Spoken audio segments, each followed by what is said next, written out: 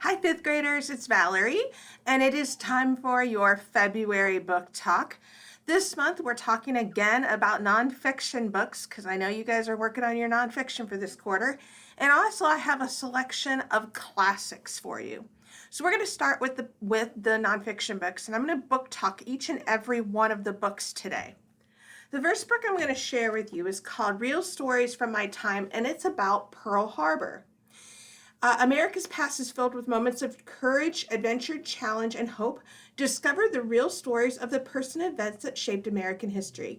December 7th, 1941 started like any other day on the islands of Hawaii. Then bombs were dropped on American military base at Pearl Harbor in a surprise attack.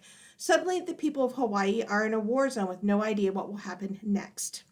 And again, real stories from the time from Pearl Harbor. The next book is an award-winning book. It is a poetry book called Brown Girl Dreaming. And this book is by Jacqueline Woodson. In vivid free verse, award-winning author Jacqueline Woodson shares what it was like to grow up in the 1960s and 70s in both the North and the South. Raised in South Carolina and later in Brooklyn, New York, Woodson often felt halfway home in each place and describes the reality of living with the remnants of Jim Crow and her growing awareness of the civil rights movement. In the South, kids teased her and her siblings about the Northern way of talking, and in Brooklyn, being a Jehovah's Witness meant following rules their friends didn't understand. But through all their journeying, there have always been one constant, a deep family love and pride that made each Woodson stand up a little taller and shine a little brighter. And that's Brown Girl Dreaming. The next book is called Race into Space. And obviously, it's going to be a book about all the different challenges that we encountered to get to space. Another book on Attack of Pearl Harbor. It's just a different version of it. This is told by the 13-year-old Peter Nottage stood in a yard watching in disbelief as a group of Japanese fighter planes swooped down, spraying machine gun fire over the water, and then the first bomb is dropped. In minutes, the bay was a sea of smoke and flames. To the south of Pearl Harbor, huge ships of the American fleet were ablaze. This was no drill. This is war. The next book is called Sakako. This is about a Nagasaki bomb survivor story. So if you're familiar with the bomb that was the atomic bomb that exploded, this is a story about this particular person who survived that bombing. What is in the wild? Mysteries of nature concealed and revealed. What are these and what are the animals that made them? That's what you have to figure out. This is a book full of mysteries that are found in nature. Do you think you can solve them? Close to my heart, little libraries and big heroes. This is a big movement right now to find little libraries. So this is little libraries and big heroes. Todd and his friends love heroes, but in school, Todd didn't feel very heroic. Reading was difficult for him, and he was scolded for asking too many questions. How would he ever become the kind of hero that he admired? So how is he going to do it? He's probably going to create a little library. And if you don't know what a little library is, there's actually a little library right here in Ottawa. I challenge you to see if you can find it. Another close to my heart book, My Librarian is a Camel. And of course, this is going to be a different version of how people receive their books around the world. Separate is never equal. This is a hot topic right now. And so this is separate is never equal. When her family is moved to town from California, Sylvia Mendez was excited about enrolling in her neighborhood school, but she and her brothers were turned away and told they had to attend the Mexican school instead. Sylvia could not understand why. She was an American citizen who spoke perfect English. Why were the children of Mexican families forced to attend a separate school? Unable to get a satisfied answer from her school board, the Mendez family decided to take matters into their own hands and organize a lawsuit. In the end, the Mendez family efforts helped bring to an end to segregating schools in California in 1947. So, separate but never equal. Open Wide. February is also National Take Care of Your Teeth Month. So this book is about learning all about your teeth.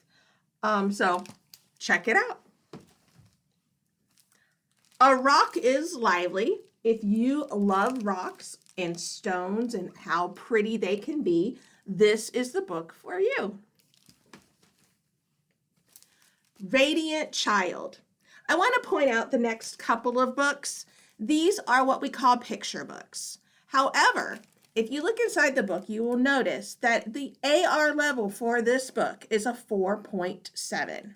It's only worth a half of a point, but it is at your reading level. So this is called Radiant Child. Picture books are designed to enjoy together and for at any age. This one is honored because it has the special Caldecott Award, and it's awarded for its beautiful illustrations. So Radiant Child. Jean Basquiat and his unique college-style painting rocketed to fame in 1980 as a cultural phenomenon unlike anything the art world had ever seen before that. He was a little boy who saw art everywhere, in poetry books, in museums, and games, in the woods, in the words that he spoke, and in the pulsing energy of New York City. So this book is going to show all the things that he saw. Starry Messenger. Again, you'll notice it has the Caldecott seal on it, so this is an honor book because it's silver. In every age, there are courageous people who break with tradition to explore new ideas and challenging truths. Galileo was just such a man, a genius, and the first to turn the telescope to the skies to map the heavens. In doing so, he offered objective evidence that the Earth was not fixed center of the universe, but that it and all other planets revolved around the sun. So this is about Galileo. This book is called Little Melba and Her Big Trombone. Again, these last couple books are picture books, but they are right at your level. So this is like a 4.7 again. Music was just something that seemed like it was always there. The only thing I ever really demanded from my mom was when I saw this trombone. It was just, it did a thing to me, and I just had to have it. I was just mesmerized by it, and I was only 6.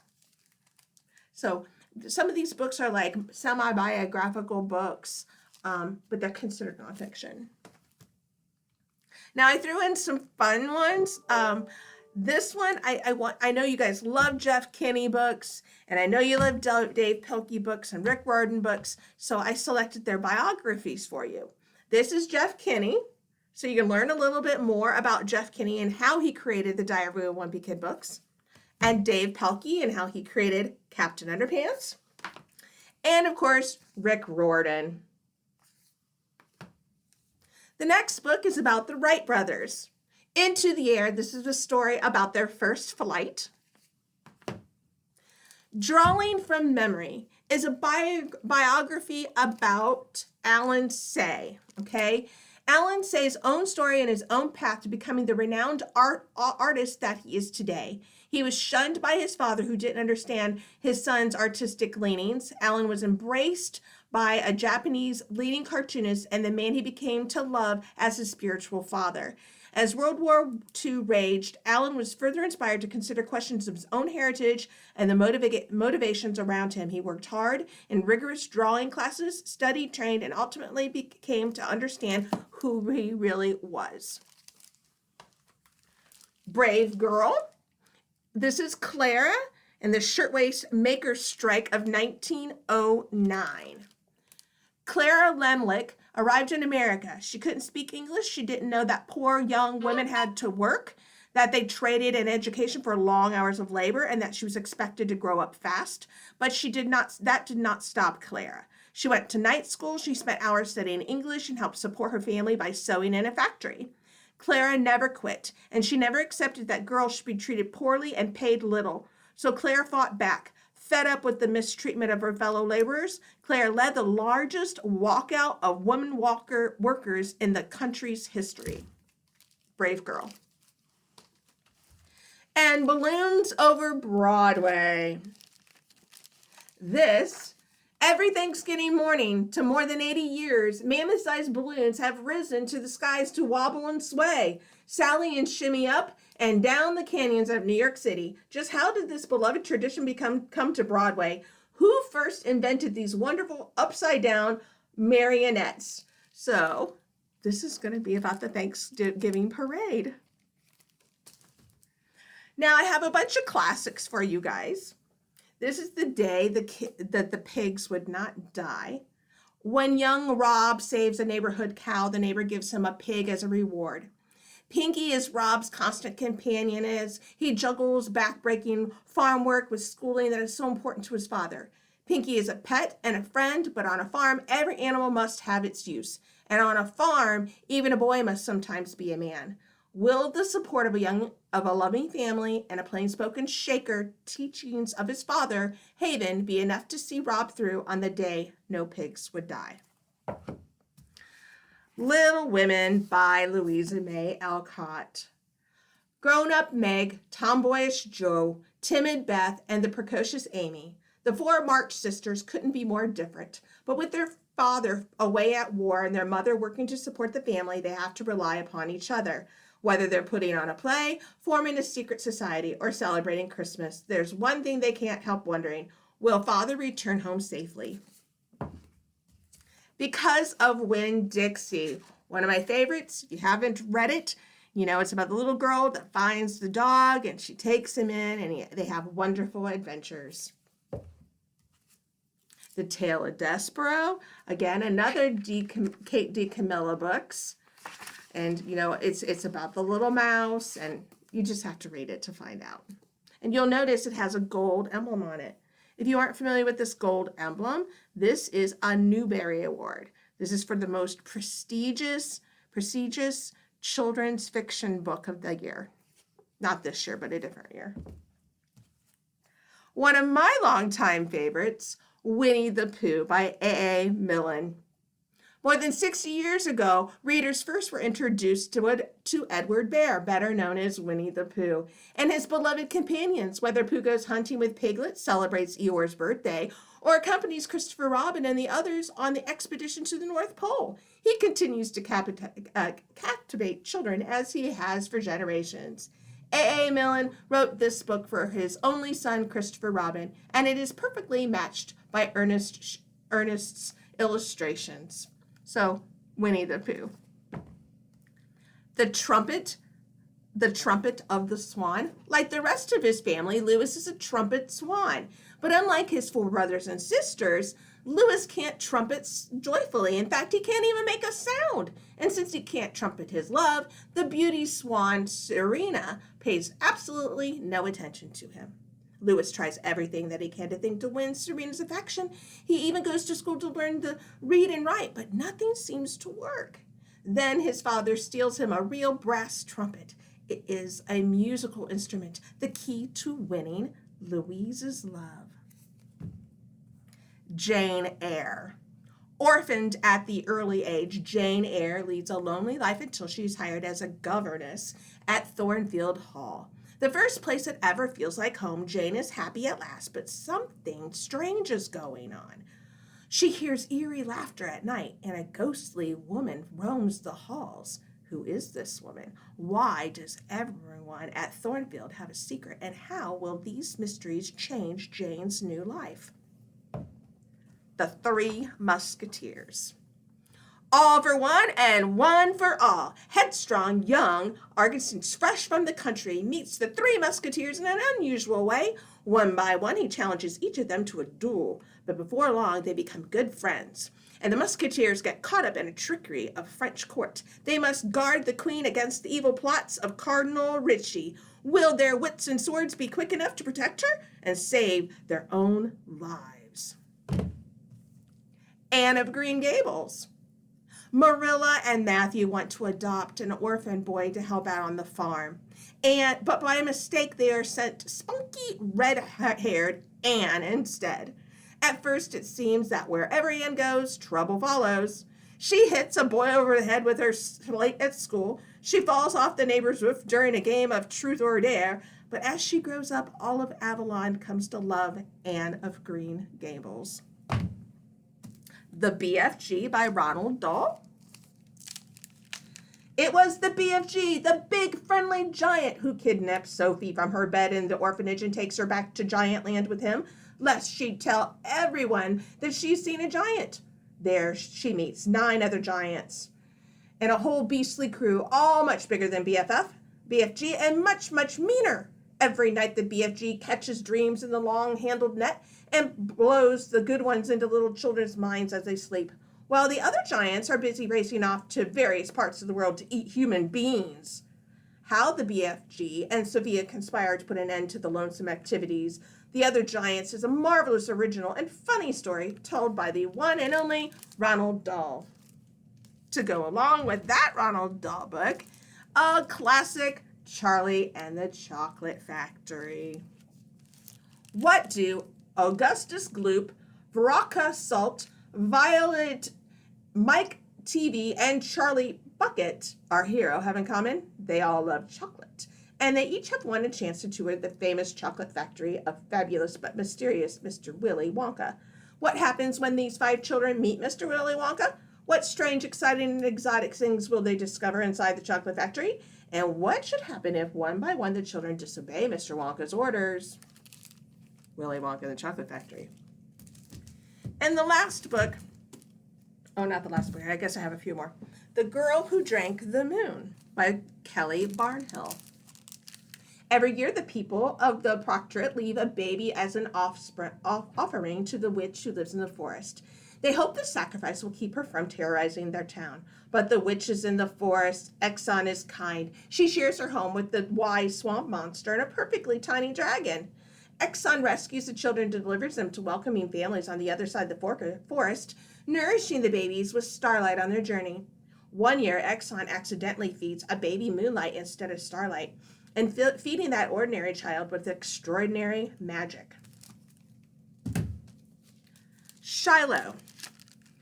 Marty Preston loves to spend time in the hills behind his home near friendly West Virginia. Sometimes he takes his rifle to see what he can shoot, like some other cans lined up on a rail fence. Other times he goes up early in the morning just to sit and watch the fox and deer. One summer Sunday, Marty comes across something different on the road. Just past the old Shiloh schoolhouse, a young beagle, and the trouble begins. What do you do when a dog you suspect is being mistreated runs away and comes to you? When it is someone else's dog? When the man who owns him is not great? This is Marty's problem, and he finds he's the one has to face it alone. When his solution gets to be too big for him to handle, things become more frightening still. Marty puts his courage on the line and discovers in the process that it is not always easy to separate right from wrong. Sometimes, however, you do almost anything to save a dog. Shiloh. And if you didn't notice, the last 2 books also had those wonderful gold emblems on them. So these are Newbery Award winners. This book doesn't have a cover. It's just green. It's an older book, but I think you might know it. It's Stuart Little. Yeah, you guys know the story of Stuart Little. Well, this is the original story of Stuart Little. Know the story of Jungle Book? Here's the original version of Jungle Book. So let's see. So Rudyard Kipling is a lively and various stories appeal as strongly today as generations before. Animals Kipling wrote about, in particular, Mowgli, the Indian boy who was brought up with wolves in the jungle, and Baloo, the bear, and Bagheera, the black panther, and his enemy Shere Khan, the lame tiger. So you'll have to read about the Jungle Book. Mark Twain and the Adventures of Tom Sawyer.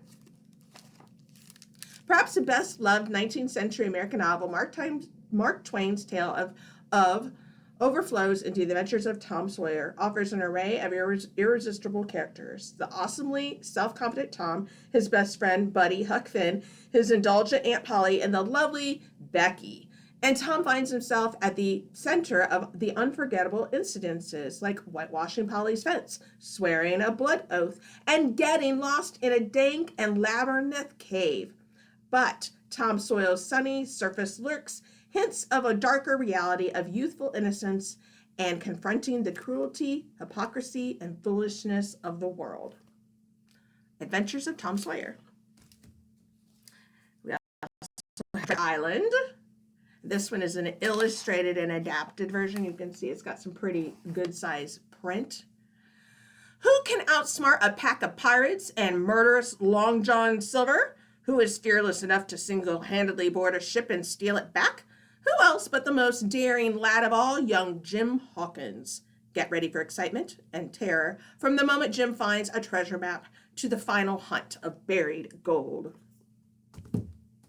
Black Beauty is about a beautiful black horse.